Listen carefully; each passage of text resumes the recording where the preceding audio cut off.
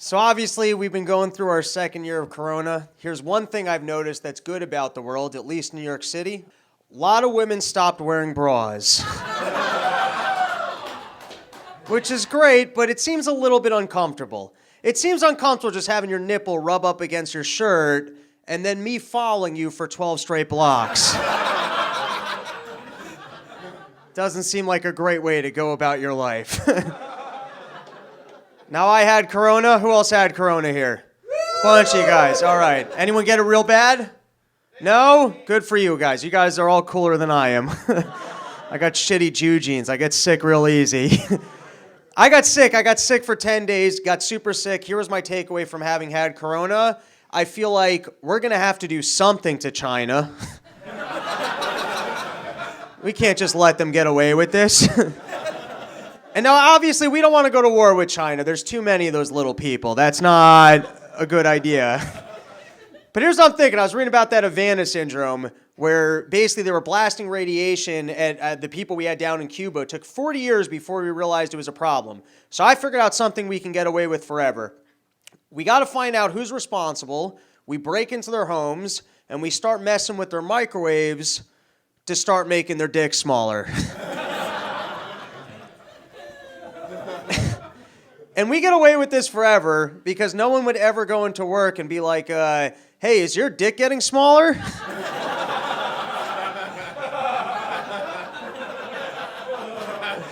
Because at first, mine was just getting thin. Now it's barely even there.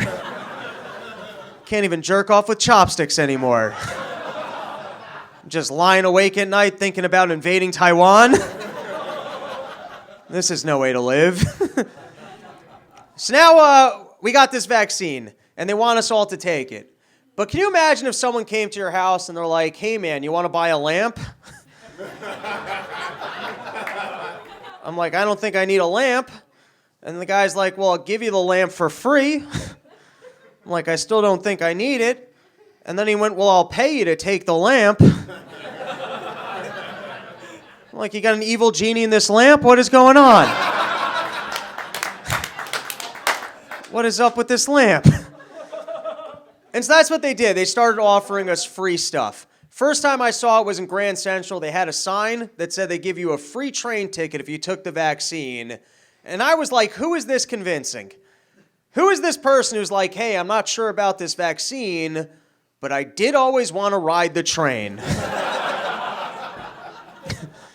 And then when the free stuff wasn't working out, they just went straight Harvey Weinstein. And they're like, you want to keep your job? Well, then I'm sticking this in you.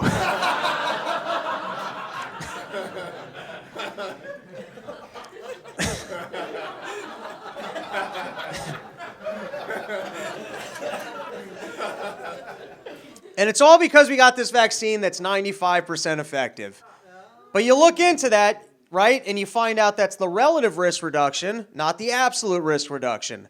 That's what that looks like in number terms. You like charts and graphs, there's charts and graphs. You want to know what that means? It's basically if Fauci said, hey, listen, I got these oxygen tanks, and 100% of people wearing these oxygen tanks are not going to die of fresh air on a hike. They're like, are people dying of fresh air on a hike? And it's like, yeah, people that shouldn't be on hikes. So off the bat, they're not really being honest about the utility of it, but you're like, all right, this is Pfizer. They've never put out a bad product. And then you look at the pretrial data, you find out that more people died in the group that took the vaccine. You also find out they lied about the number. It's 6 more than that. You want more information? It's going to take us 55 years to get it. You want to know if there's long-term side effects? It's going to be difficult because they got rid of the control group. They pulled a Brian Landry and made it disappear. So that's Pfizer, but you're like Johnson & Johnson. They make baby powder. Until you find out that it's cancerous. They had us putting cancer onto babies. In the same year, they also had the largest ever corporate fine for their involvement in the opioid epidemic. So at what point is trust in these companies like if you're investing in Bernie Madoff's newest retirement fund? It's like, take the vaccines. It's from the makers of the opioid epidemic. And that brings us to this. I've been talking about this for a full year on Run Your Mouth. Even if the vaccines work, they're not working for variants. So if you're trying to cure coronavirus, you might as well see how far up your ass you can shove a garden hose. It doesn't matter. It's been about compliance. That's what this whole thing's been about. And the proof that it's about compliance is at one point, Fauci, he said we're not going to have Christmas. And people freaked out. They're like, listen, you want to send me a check to stay at home? I'll pretend there's a virus. But don't tell me I can't celebrate Christmas. And so you guys know what Fauci did? He retracted. He went back to the lab. He reviewed the science. And he's like, apparently if you're celebrating Christmas, you're protected like the Obamas at a birthday party. I didn't realize, Corona, it's tricky science. And then he said it was an error. And here's the thing, that's what an error screen looks like. Telling kids that they're not going to be able to celebrate Christmas and that they have to be nervous about their health, that's called being Jewish. That's what that is. And you don't want to do that to kids. That's not cool. Which brings us to ivermectin. I took ivermectin. I don't know if you guys did that. I took ivermectin. I don't know if ivermectin works, but I can tell you it's the shadiest drug deal I've ever been a part of. And that includes, when I was in high school, I used to live in Washington Heights. I used to buy drugs off of Big Boy. That was my old street corner. And now you guys don't know this, but Washington Heights, it used to have so much weed in it, it was called the home of the haze. And at one point, Big Boy, he convinced me that Washington Heights ran out of weed and only had weed pills. And I took the weed pills, and I'm pretty sure I did PCP. And I say that because I spent 4 hours stuck on my bed hallucinating that I was inside of a Windows computer. I'm like trying to find the restart button. I ended up jerking off in front of my roommate. It was a weird night. But this was weirder. I mean, I went to a website. It was so conservative looking. I thought they were just going to send me a MyPillow. Be like, as long as you have Mike Lindell in your heart. So here's the thing about ivermectin. I don't want to say that it works. I've already been censored for that. But why not study it? Why not study it, see if it works, and quit calling it horse medicine? Because here's the thing. Who cares if it's horse medicine? If it works, it works. Let's be honest. Before these vaccines, if horse semen worked, they would have had us blowing horses. And we'd be like, whoa, wait a second. I don't think I'm going to die of this thing.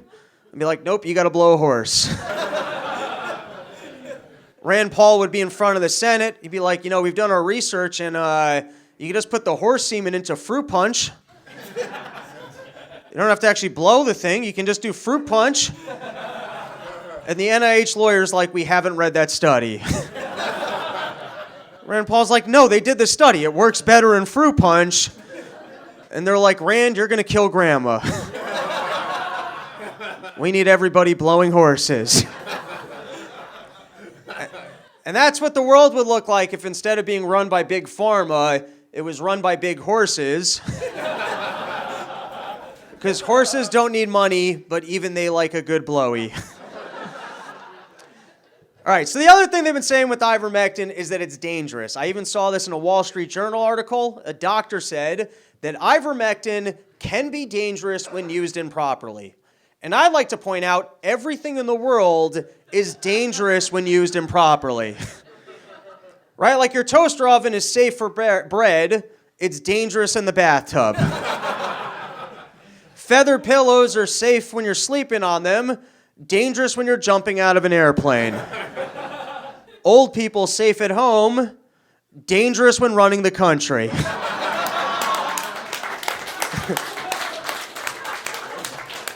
Everything is dangerous when used improperly. Here was the craziest ivermectin story I saw all year. I remember when I read this, I tried doing a look back. Pretty sure I have it right. You got a guy out in Ohio, and he is incubated, put into a coma because he has coronavirus that bad. He's in a coma. Wife sues the hospital to treat him with ivermectin. They put him on ivermectin for 10 days. According to the family, the guy comes out of the coma and starts recovering. There's then a new lawsuit that reverses the order, says that you cannot sue the hospital to force them to give ivermectin even to your own loved one if they're in a coma. The reason being, there's no evidence that ivermectin works. Except in this case, the guy was in a coma and then came out of a coma.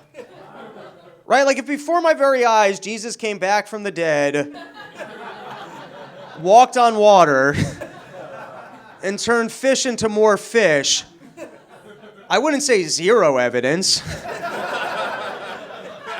Like I might want to see a little bit more. Also, if you're the Son of God and you can turn food into more food, let's get some sandwiches. What's with the fish? That's a weird one. Be a way cooler story if Jesus was actually the inventor of the meatball sub.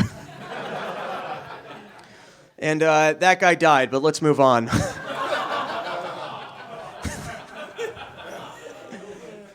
One of the big arguments I've heard for taking the vaccine is that you'll do drugs. I've had a lot of people say that to me. I don't get it. You'll do drugs. And I feel like, you know what, that's fair. And I guess if I was drunk and at 2 a.m, some woman came up to me and they're like, hey, we're going to go back to my place and do some mRNAs. I might do that, not get laid, and regret it also. So sure, I guess you got me. Here was another one. It's not about your health. They even said this for kids. It's not about the health of kids. And when I heard that, I was like, wait a second. If we don't care about the health of kids, can I stop paying for their education?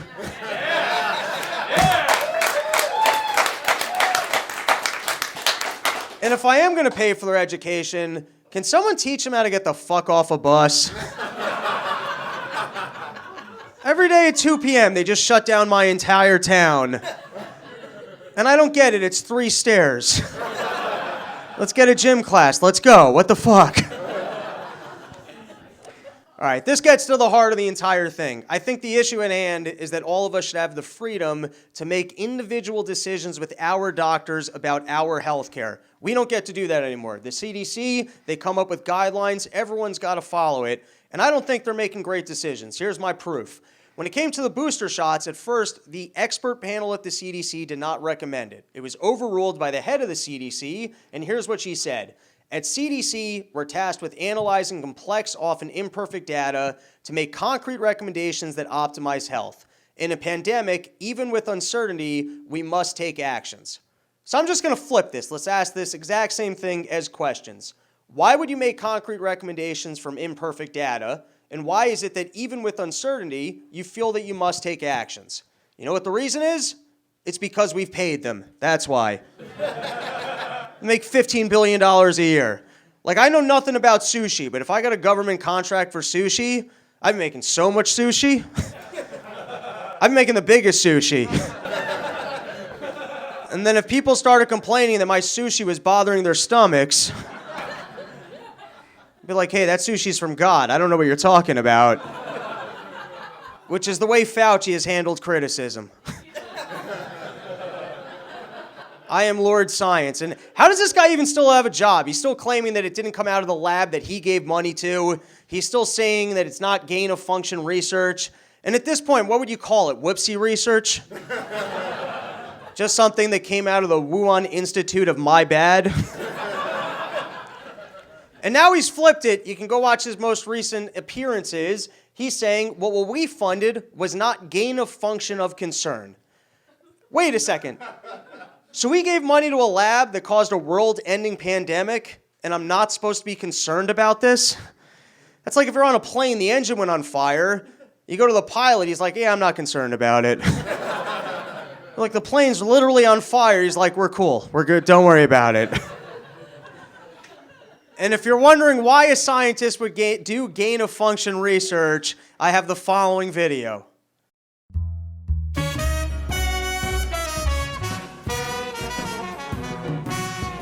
Gain-of-function, what's your function? Making viruses deadlier so we can really spread them. Gain-of-function, why would you do that? So we can study viruses viruses and possibly prevent them. What if you cause a global pandemic? We'll delete all the emails and pretend it never happened. Fauci, that's a scientist that secretly funded the research. CCP, that's a communist regime that'll put Muslims in concentration camps. Funding, that's what Fauci gave to CCP. And then there's pharma, the people that profit from the whole entire thing. Fauci plus CCP plus pharma.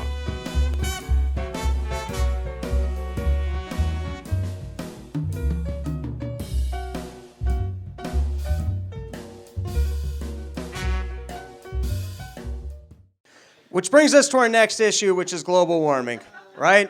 That's what they're already starting on. They're already letting us know that it's the biggest risk to our health. 85% of the global population has been affected by climate change.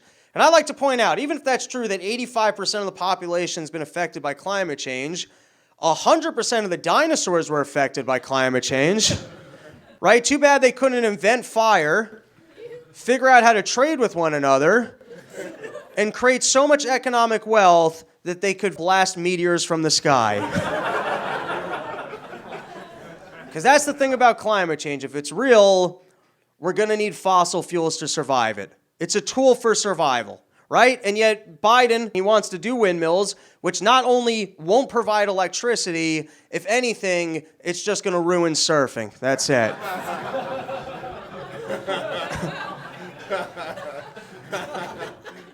And so to prove that fossil fuels are necessary, look at this. Imagine you're trying to survive on Mars. You're thinking about what you're going to need on Mars. So what are you going to need? First, you're going to need Matt Damon's urine. That's important. You're not surviving without Matt Damon's urine. What else are you going to need? You're going to need food, water, and shelter. You don't want to be homeless on Mars. That's not a good idea.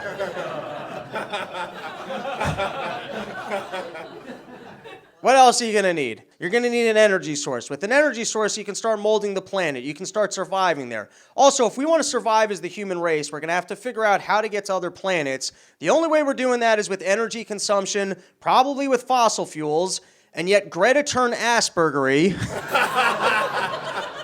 is sitting there going, how dare you? And why did anyone start listening to her? She's a crazy girl. Did someone watch the Terminator movies? It's the newest thing from the CDC. Instead of listen to the scientists, it's listen to crazy women, which is really only a winning strategy if you're trying to get laid at 2 in the morning. And yet, so they want to get rid of fire, and they want to get rid of the thousands of years of development of electricity, and instead replace it with solar panels, windmills, and other things you'd find on a mini golf course. It's just spend our lives praying for windy, sunny days. And so here's how we survive. It's economic growth. Because wealth creation is the process by which we'll make the necessary discoveries to prevent and treat actual catastrophes. And you guys want to know who wrote that? It was me. I pulled it out of my ass. Einstein needed a board of equations. I did that one after Twinkies and Kratom. That's all it took.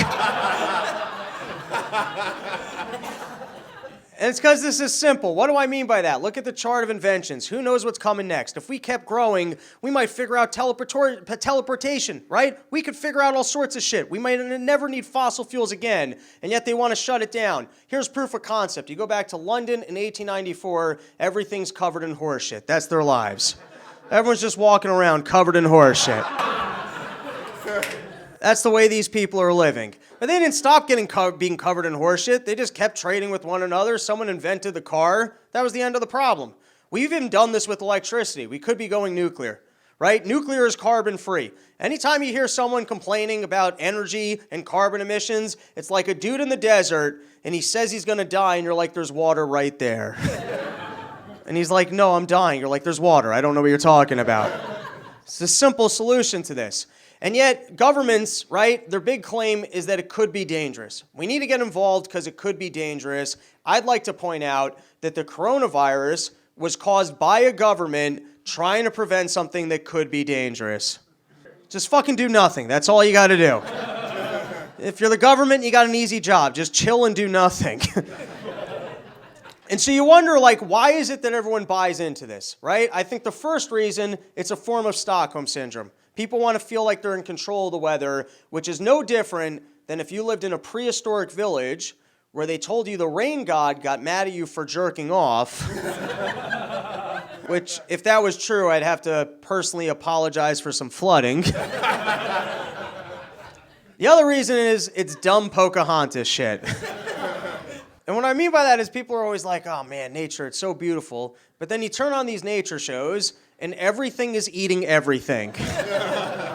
They're eating things alive, and yet if you're not eating soy, they'll call you a savage. The other reason, the world's biggest banks are set to profit from this thing. They're convincing humanity, and that's when you figure out this entire global warming thing. It's the Chicken Little story. That's all it is. You guys remember Chicken Little? Acorn falls on the chicken's head, starts going nuts, goes, the sky is falling. Goes into town, everyone starts freaking out. They're like, there's so much sky, we're never gonna make it. They go find this guy, Cocky Locky. He looks it over, and he goes, you're all retarded, get back to work. So, that's what happens in the cartoon story of this. In our version of this, Cocky Locky looks it over, he goes, the sky is falling, but I can help. With 3 easy payments of $49.95, I can keep up the sky. And if you thought preaching to us all of this Corona stuff was bad, just wait till they start with global warming. And for that, I have the following preview. From the people that brought you the coronavirus, they now bring you global warming, an epidemic of even greater proportions.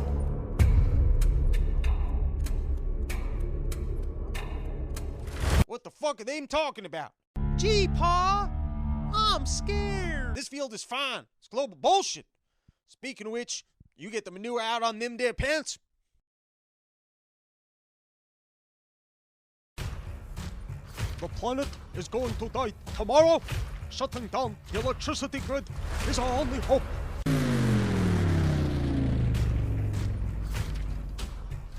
If your power goes out, remain calm and assist family members or neighbors who may be vulnerable if exposed to extreme heat or cold.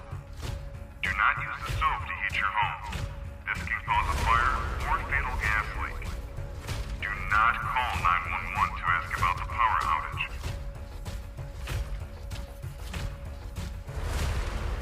We need to take down the buildings? Like, the buildings are blocking the sun.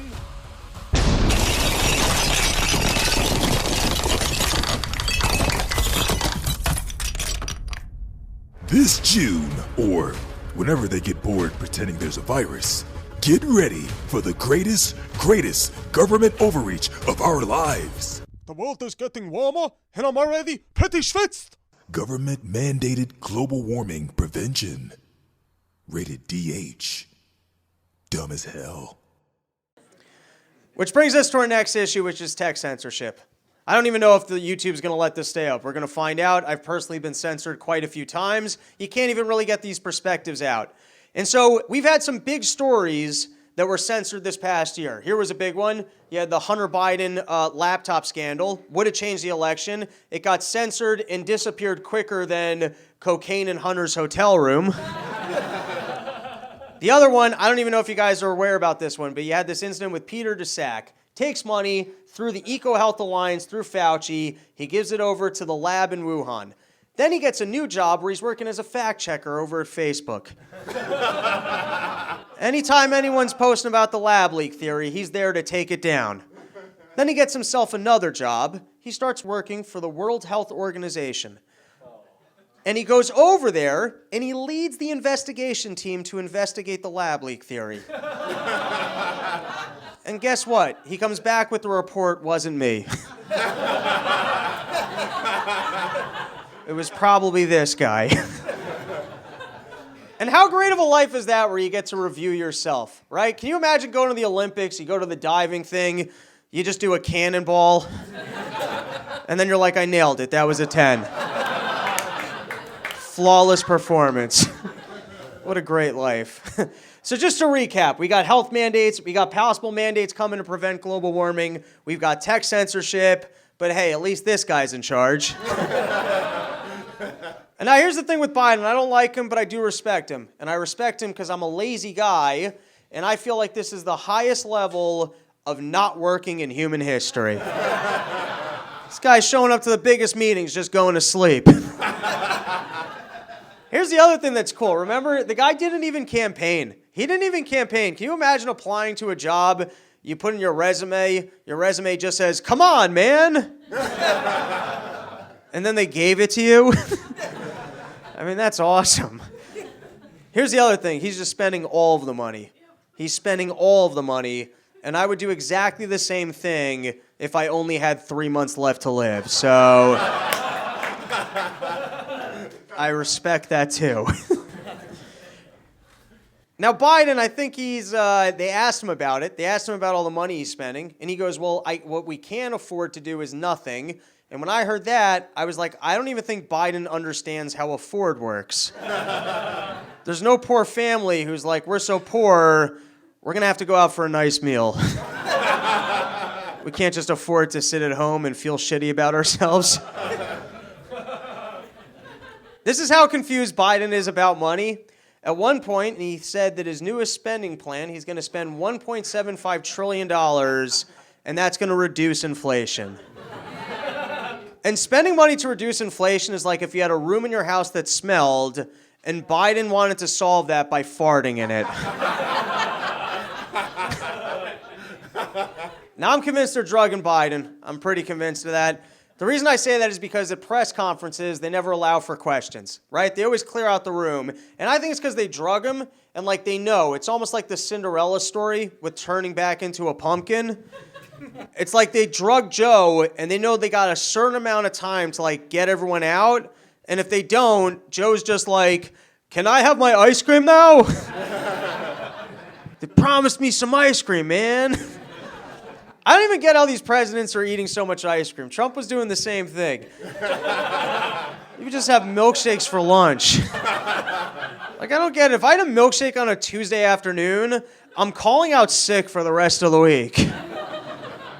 How's this guy doing that? And here's how incredible Trump is. Trump could have a Taco Bell burrito bowl and then just still show up to the rally with the energy of a 3-year-old. Just still being like, I totally won the election, okay? Here's the greatest Trump story that never happened since he left office, is apparently he wanted to hold a press conference to address his penis size. Which, how did that not happen? I mean, if that had happened, we could have called it a country. You know what I mean? Like, I would have loved to have seen that. Trump's like, I have the biggest penis, okay? You got to see, it's so big, you could have built a border wall with it, okay? Here's another big issue. No one wants to work. They're trying to figure out why. I think it's in part, you told people they were unessential. You can go back to doing something no one cares about or needs. But I feel like they kind of ruined the flavor of our country. I feel like in America, doesn't matter what was going on, we worked. That's the way we were. You went to Europe, they would take coffee breaks in the afternoon, 13 vacations a year, get to retirement, realize their pension hadn't been funded, and they owe money to Germany. And why would anyone owe money to Germany? That is not a good strategy. Don't think they can't defrost Hitler. There's some other reasons I think no one wants to work. I think it's inflation. I think there's no longer job security. You also got socialist protections if you're not working. And then lastly, I think some people decided to follow their dreams, which I'm here to let you know, don't do that. It's a bad idea. Like, I'm going to follow my dreams, but other people shouldn't do it. Here's why. Society is a little bit like a family. And in families, you can have one kid that follows their dreams, and then other working kids that the parents actually love. So what have we gotten better at? I think there's one thing that we've gotten better at as a country, and that's recruiting people to come over the border so we can put them into cages. It's almost starting to look like Obama built the cages so that Biden could fill them. In fact, the only thing climbing higher than inflation is border crossings. And at what point does it get bad enough that even the Democrats are like, shit, I think we need a wall? And now, obviously, they can't say that, but I'm thinking they're sex positive, so maybe they can sell it as like a giant object of protection. And we can get like a planned statehood where instead of deporting people, we abort them.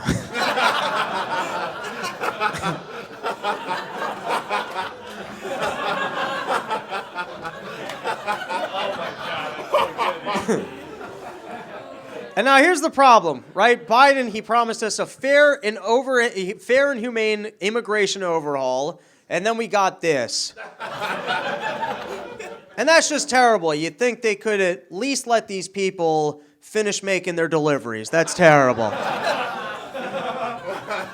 I understand throwing people out, but honest Americans going without dinner. And then they also got really upset with Kamala for not going down to the border.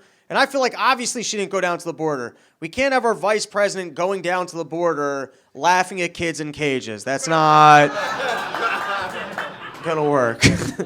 Now, I don't want to make it seem like it's that bad of a situation at the border. You know, it's not like people are falling from the sky.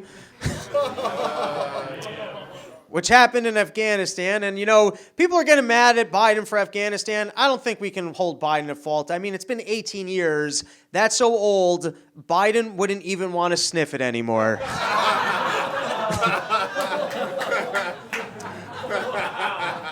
If you sent an 18-year-old to Hunter's hotel room, he'd be calling his pimp for a refund. So let's recap. Biden year one. He's spending all the money. Vaccine mandates, the man, he does not care about laws. Afghanistan, he says, fuck you and leaves. Border, he's like, come on in. You know, I don't care. Then he naps at important meetings. He farts in front of world leaders. His kid's making a shit ton of money off of art. Not a good president, but that's pretty fucking cool. And now the problem with that situation is that we're supposed to have a Supreme Court that even if you got people that are grabbing too much power, they'll keep it in check. But I learned that the Supreme Court's lazy. So here was the issue, right? You get this, Nestle gets sued for using child labor. It turns out their candy bars should be called things more like calloused fingers and not so fun dip. And so it takes 7 years. The Supreme Court finally gets it. They tell them that, nope, you got to go speak to Congress, which is when I figured out that the Supreme Court, they're basically just the DMV. They're like, hey, man, you're at the wrong window. You got to go speak to Congress. And now this isn't the only case that they had a non-ruling on. It also happened when churches and synagogues were closed, but you had the mall was being open. So they got sued for that, and it was a good opportunity to rule on governor authority. But instead, even the conservatives said, even if the Constitution has taken a holiday during this pandemic, it cannot become a sabbatical. Yep, Constitution took 2020 off with the rest of us. After all, it's a living, breathing document, which is the dumbest philosophy. Half these judges, they got this philosophy that you got to interpret the Constitution within the context of its times. And if you read the Bible that way, you know in the Bible where it says you shall not covet your neighbor's wife, you could be like, yeah, well, my neighbor's wife has big fake titties. They didn't have big juicy tits like that in the time of the Bible. So I'm pretty sure if God saw that, he'd be like, you gotta fuck that chick. I didn't even realize scientists were gonna do that. All right, we're a bunch of slides in, we're wrapping up. I'm gonna basically just sum up the problem here. So they didn't even give a ruling. They basically just said that you can have restrictions, the restrictions just have to be applied equally, which is almost like if they said that it's okay to have separate water fountains for whites and blacks, just the black one can't be bigger, and I don't want to see it around any white women. And so here's what comes to the core of the issue, is that what happens when they overimpose on their authority? What happens when they get it wrong? Like, how many people got a vaccine they didn't want because their job got threatened over a mandate that ended up getting overruled? What happened? Like, or in this case, you got people, they can't worship, they're not going to churches, they're not going to synagogues. Like, how do you even put a price tag on that? Well, I guess if anyone could, it's the Jews.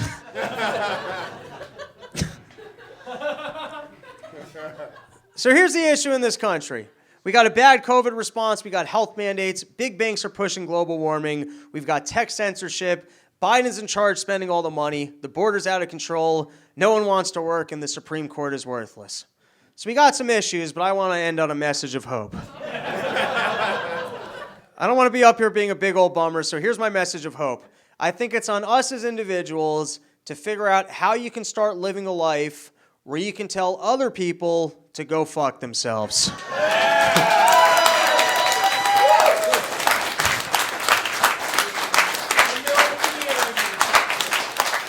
I think that's our solution. I think we become a little bit too meek, we become a little bit too compliant, and I don't know how we get there. Maybe at school lunch we start giving out mullets and cocaine. Or we need like a new Angus Young with guitar riffs so good everyone realizes they're being a bunch of queefs. So step one, we gotta tell people to go fuck themselves. Step two, I'm really good at looking at data. And has anyone else noticed that since they told us to stop using the words gay and retarded, just how gay and retarded the world has gotten?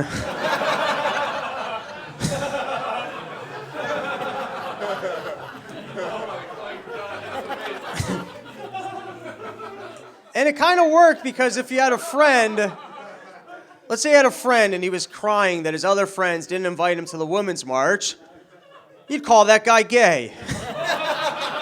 Or if you had a friend who worked as a janitor, and then he went out to the club and he ordered bottle service, you'd call him retarded. And if you can see the world through this lens, you start realizing we got a president who wants to do mandates, wants to blame everything on white nationalists. It's kind of gay. And we also put a guy with dementia in charge who's spending all the money. Totally retarded.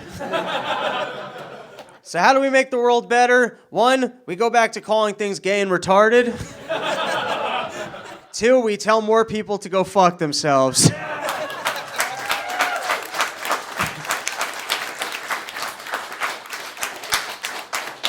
And if we can do that, we can make the world a better place. Thank you, everybody.